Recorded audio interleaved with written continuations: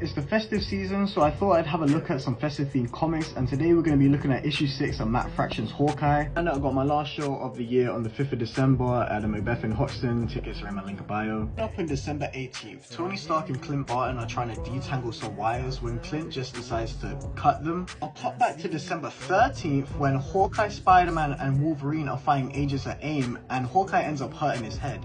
He thinks that it's really bad that he got a concussion, so Spider-Man tells him to just take the festive season off. On the 18th, Tony tells Clint that he can just buy him new stuff, but Clint gives him a really powerful speech about it might be his old stuff, but it's still his stuff. Get to the day before and he's moving in. A knock from his neighbor Simone, who tells him that the repair guy literally isn't doing his job and fixing the satellite dish.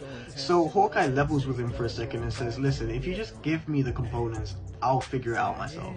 Again to the 14th, Clint is chilling with his neighbors when the SST warriors pull up on him. He tries to fight them off, but it was no use. And fun fact, the arrow he used in this fight was the one that went into the satellite that mashed it up, so really it was Hawkeye's fault.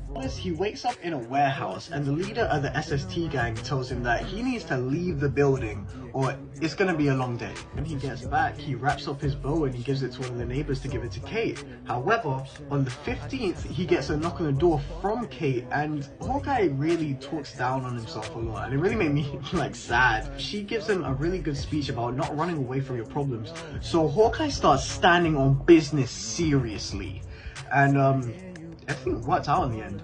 The issue ends with Simone on the 19th of December coming to Hawkeye's crib with her kids, and they end up just watching Christmas movies, and he says something at the end about him being exactly where he needs to be, and that was beautiful.